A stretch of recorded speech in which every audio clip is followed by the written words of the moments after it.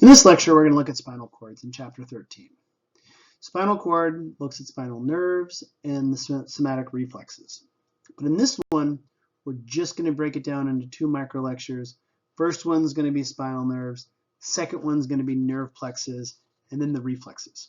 So let's get started. So, introduction, the spinal cord is the information highway that connects the brain with the lower body and the limbs. In this chapter, we study the spinal cord and the spinal nerves. Functions. It has to be able to talk. So it has to be able to conduct a signal. And these are the nerve fibers that are conduct the information up and down the cord, connecting different levels of the trunk with each other and the brain. It's going to have neural integration. It has to be able to have input from multiple sources, integrate, and then execute an output. Has to provide motion. So this is the locomotion, that's the repetitive, coordinated contractions of several muscle groups in the limbs. And this is going to be coordinated because multiple signals come from the spinal cord, and this is going to allow us to have balance, allow us to stay upright, to conduct and then relax other muscle groups that we talked about when we did muscles. And also reflexes. Involuntary stereotyped response to stimuli. So if something happens, no matter if you know it's a sharp nail or it's a broken glass or whatever, you don't care. You know something sharp pierces your skin, you're going to have the same reflex to it. So let's start looking at the surface anatomy. Spinal cord is a cylinder of nervous tissue that arises from the brainstem at the foramen magnum of the skull, passes through the vertebral canal. The inferior margin, or the lower end of it, ends at around L1, or a little bit past that. It averages around 1.8 centimeters thick. It's around 45 centimeters long. That's not really that important because people are different lengths and people are different heights. What doesn't change is it usually ends around the beginning or your first lumbar vertebrae. It's the upper 2/3 of the vertebral canal because it ends at L1. It's going to give rise to 31 pairs of spinal nerves. The reason why there's 31, the first pair passes between the skull and C1. So you might only have 7 cervical vertebrae, but you're going to have 8 cervical spinal nerves because the first one comes in front and all the other ones are going to come just after it. So the one that comes just after C7 vertebrae is C8, the spinal nerve. And then part of the spinal cord supply each pair of spinal nerves, and I'll kind of show you that in a diagram. So, okay, longitudinal grooves on the front and the back. Anterior median fissure is obviously on the front. Posterior median sulcus is obviously on the back. A fissure has more of an indentation than a sulcus. So when you're studying this in your lab class, look at the model, put your finger on the groove in the front and the groove in the back, and you'll be able to see the difference between a fissure and a sulcus. Spinal cord is going to be divided in cervical, thoracic, and lumbar and sacral regions, just like the spinal vertebrae. You're going to have 2 areas of the cord that are thicker than elsewhere: cervical enlargements, nerves to the upper limbs, and lumbar enlargement, nerves to the pelvic and lower regions. 2 structures that are very important: the medullary cone, or conus medullaris. This is the cord tapering to a point. It's inferior to the lumbar enlargement. And I'll kind of show you that in the next slide. And the cauda equina is just a bundle of nerve roots that occupy the vertebral canal from L2 to S5. And where does the spinal cord end? Right up here at L1. The reason why the spinal cord ends at L1 is when you were young, you were not the same height as you are right now. When you were younger, you were shorter. And when you were around 5, 6, 7, your spinal cord went all the way down to the sacrum that you have to this day. But when you get taller, instead of regrowing all the cells that make up the spinal cord, it's much easier for our body to just make the axons longer and still reach the target cells that it's supposed to be going to. So that's why at around L1, the spinal cord tapers at L1 and makes a cone, the conus medullaris or the medullary cone. And all of these little axons that come off the bottom are going to look like a horse's tail or a cauda equina. Cauda is tail, equina is horse. So if you kind of put your hair in a ponytail, that's what these look like. If you've ever played Mortal Kombat and you ripped out the spinal cord from your defeated enemy, you see how it kind of hangs there like a tail? That would be your horse's tail.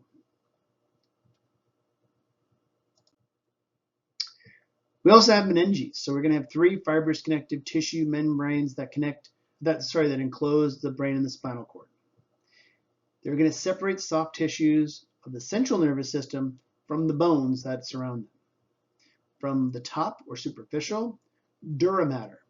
Dura mater is German for tough mother. Arachnoid matter sounds a lot like arachnids. If you ever get the chance to do the dissection in lab, pull the dura mater up and you'll see that the arachnoid matter is attached to it, but right underneath it, it has these like little fibers that kind of hold it together, almost like spider webs. And then pia mater is going to be that last meninge that's going to hold very, very closely to the spinal cord and very, very closely to the brain. If you get a brain in your lab class that doesn't have the meninges, if you take a little pin or you take one of those probes with a sharp tip, you can kind of lift this little membrane up. Pia mater is always going to be there, and it's going to be laying on top of the gyri and the sulci. Cerebral spinal fluid is going to fill the space between the arachnoid and the pia mater. So let's take a look at that. Your dura mater is going to be this layer right there. Right underneath the dura mater is going to be the arachnoid mater. So you see the arachnoid mater right there. You can see those little fibers holding the arachnoid mater to the pia mater. And if you pull it back, it does kind of look similar to spider webs. And the pia mater is just sitting right on top of your spinal cord or right on top of your brain. And you can see this blue area right there. That's where your cerebral spinal fluid is going to be floating around, being able to hold and make the brain and the spinal cord buoyant so it doesn't kind of press up against the walls of either the bones of the skull or the vertebral foramen. Spinal bifida is something you hear if you are expecting a child or if you have friends that are expecting children. It's a congenital defect in which one or more vertebrae fail to completely form a vertebral arch. If the vertebral arch does not form, the neurons on the spinal cord continue to grow outside of it. So it happens in about 1 in about 1,000 babies. Common in the lower part, the lumbar sacral region, because those are the last vertebrae that kind of form and try to enclose. And what happens with this is mostly it's caused by a lack of folic acid or a type of vitamin B. If you take dark green vegetables, has a lot of folic acid, but if you are pregnant, usually they tell you to take prenatal vitamins about a month to 2 months, sometimes it's 3 months before you get pregnant. So you have a lot of folic acid, you have a lot of these vitamins in your diet before you get pregnant. So from the beginning, you can start to produce a healthy baby.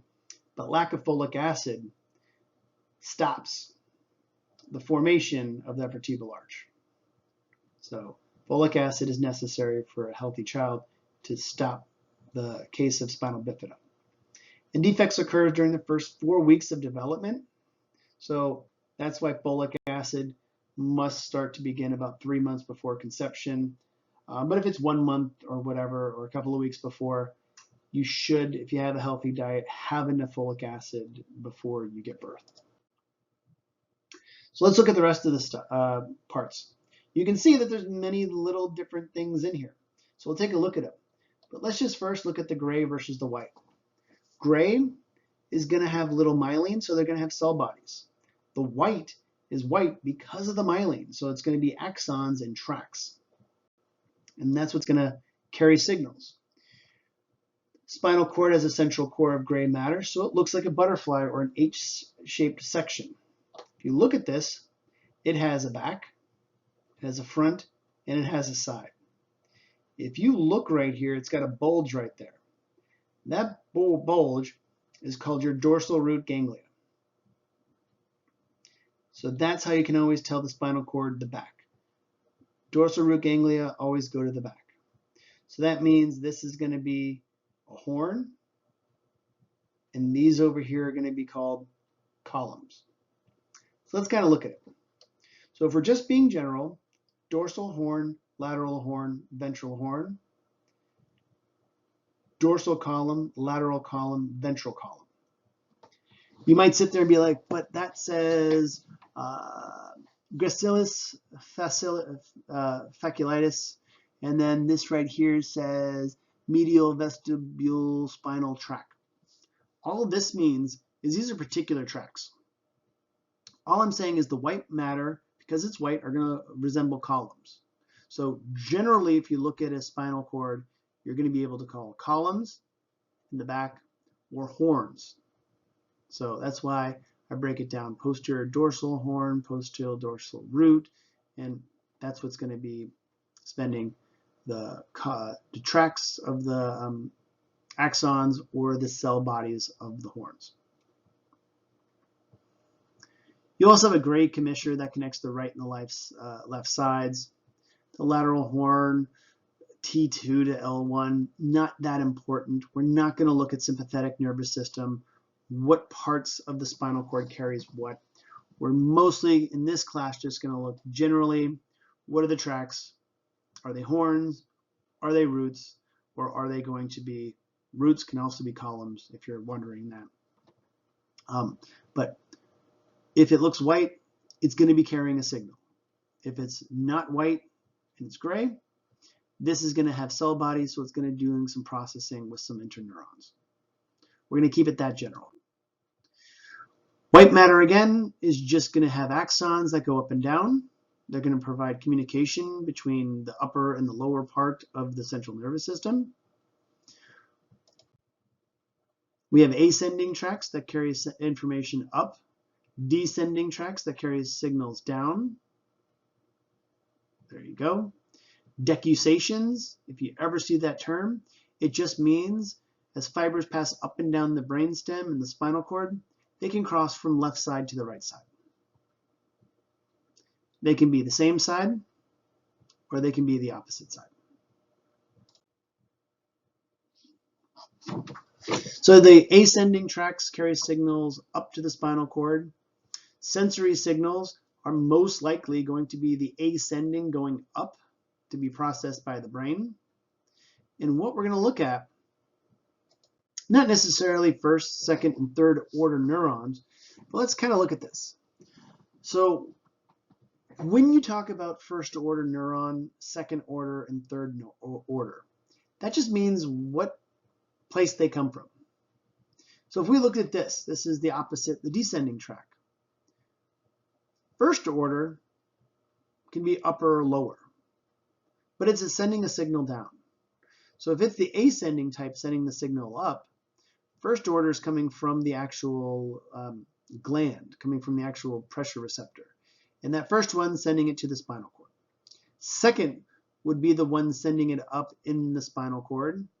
And the third order would be the one processing it in the brain. Now, the reason why I didn't explain that on the other slide didn't have a picture. So now we're going to go the opposite direction, the descending tract. So sensory is ascending or afferent. Descending is motor. Down or exiting or efferent. So two types of neurons. Upper motor. Upper motor is always going to be in the cerebral cortex or brainstem, and then it's going to terminate at a lower order neuron. So we're kind of going down, going down, going down. Oops, I see where it ends. So all the way down here, it can cross, it can decussate or cross, or it can stay on the same side. That's not the important part. But the lower motor neuron in the brainstem or spinal cord, this axon of the lower motor neuron leads the rest of the way to the muscle or the target organ. And many of these synapses in the anterior horn, which are going to be up here in the back, anterior horn. So, all right, something called mixed nerves. So the spinal cord can communicate with the rest of the body by the way of spinal nerves. A nerve is a cord-like organ composed of numerous nerve fibers, axons, bound together by a connective tissue. Mixed nerves contain both afferent and efferent fibers, means that they can sense something and they're also sending motor actions the other way. Mixed nerves are important because when we talked about the cranial nerves in the brain, you had some mixed nerves that do sensation or actually start to move muscles. And in the peripheral nervous system, in the central nervous system, you have the same thing. You don't just have them in the cranial nerves. And nerves in the peripheral nervous system are again going to have myelin by Schwann cells. Myelin that's going to be going there. Blood vessels can penetrate the connective tissue. This is important because nerves have high metabolic rates, so they need plentiful supply of blood because the blood's going to have glucose and energy that it needs and carry away waste. Polio and ALS, both of these diseases, if you've ever heard of them, are very, very, very bad because both of these are going to destroy the motor neurons and production of skeletal muscle atrophy from the lack of innervation. So those motor neurons, they just stop receiving signals because they're destroyed. And because these motor neurons don't go to the skeletal muscles think they're not needed anymore, so they start to break down or atrophy. Polio is called by the myelitis is caused by the polio virus. Destroys the motor neuron in the brainstem and anterior horn of the spinal cord. Signs of polio: muscle pain, weakness, loss of reflexes, but then eventually the loss of muscle tissue. Paralysis, atrophy, and respiratory arrest can kill you because if you don't have the muscles to contract the diaphragm, you won't be able to breathe on your own. So that's why a lot of people with polio die from polio. And the virus can spread from contaminated fecal waste in water. So ALS, or Lou Gehrig's disease, similar. They're destruction of the motor neurons and also destroy the muscles through atrophy. But this is called sclerosis because the scarring, this buildup of tissue on the lateral regions of the spinal cord, the astrocytes fail to reabsorb the neurotransmitter glutamate from this tissue. The glutamate starts to accumulate in very toxic levels, and this glutamate will stop the signal from passing to the tissue from the motor neurons to the muscles, and that's what's going to be causing muscle weakness, difficulty speaking because you need muscles to speak, swallowing, use of hands because you need muscles to do all of that. And sensory and intellectual functions, they remain unaffected because there's no motor neurons in sensory or brain function. So again, sensory, bringing things in. Motor, carrying things away. And mixed can carry both sensory and motor signals. You have a ganglia. The ganglia is that cluster of neurosomas or cell bodies outside the central nervous system. And the posterior root ganglia right there, is the way you tell what is the back and what is the front. And you can see those somas, those neurosomas or cell bodies, they're just all going to be accumulated right there. And that's what causes that bulge. And also, if you look at this, so you can see that motor neurons are coming in through the front. Sensory pathway is going to be in the posterior root. Good thing to keep an eye on. And here we mentioned this again, 31 pairs. Even though you only have 7 cervical vertebrae, you have 8 cervical spinal nerves. You still have 12 thoracic, 5 lumbar, 5 sacral, and 1 coccygeal. That's how you get to 31.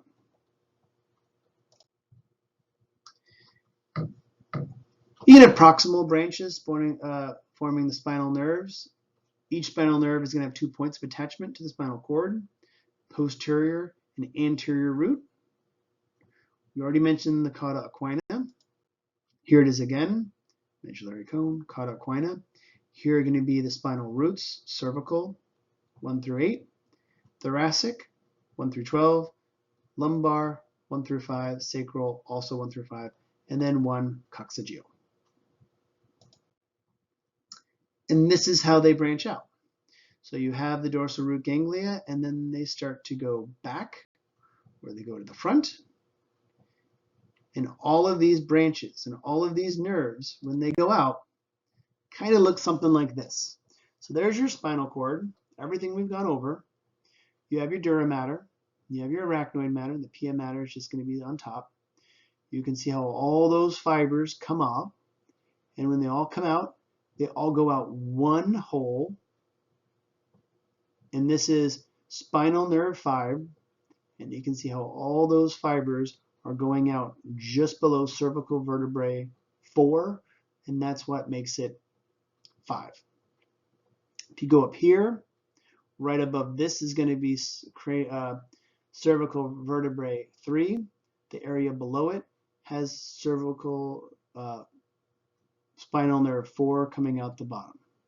And you can see 3, just below it's going to be 4, and then 5 just below it, or 4 just below it will be 5. And that concludes spinal cord and spinal nerves.